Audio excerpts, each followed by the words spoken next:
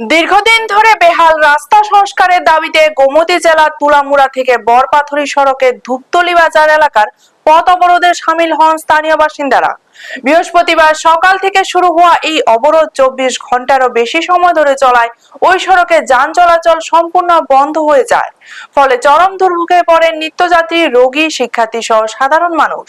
স্থানীয়দের অভিযোগ, তুলামুড়া থেকে বরপাথরি পর্যন্ত সংযোগকারী সড়কটি দীর্ঘদিন ধরে বেহাল অবস্থায় রয়েছে। রাস্তার বিভিন্ন অংশে বড় বড় গর্ত ও ভাঙাচোরা অবস্থার পাশাপাশি বৃষ্টির সময় কাদামাটির কারণে যাতায়াতে আরো সমস্যা দেখা দেয়।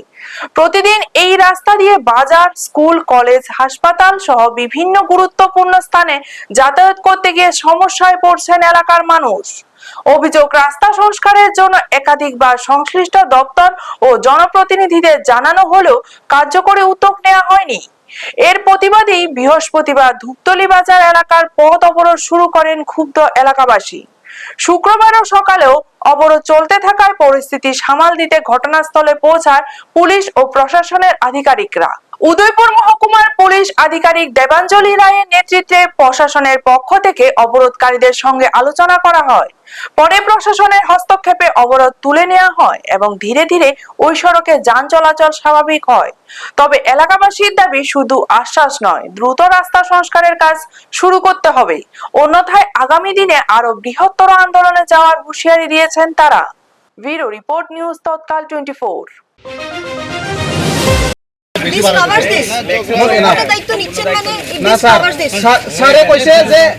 তার স্যালারি থেকে কাজ না হইলে এই এটাও করব।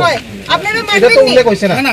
মানবেননি এই কথা কইয়া তো আপনারা 20 মিনিট সময় লিছেন। এই তখন 20 মিনিট সময় লইছে, পরে এখন আবার নতুন করে এইটাই যদি হয় তাহলে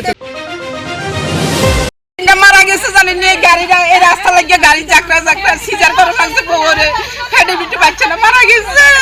তো আজকে কি হইছে? কে নিছে?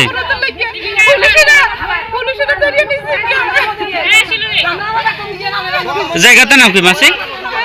দেখুন জায়গাটার নাম কি? জায়গাটার নাম কি? দুপতলি জায়গাটার নাম। আমার নাতিনটা বাচ্চাটা মারা গেছে। বাচ্চা মারা গেছে?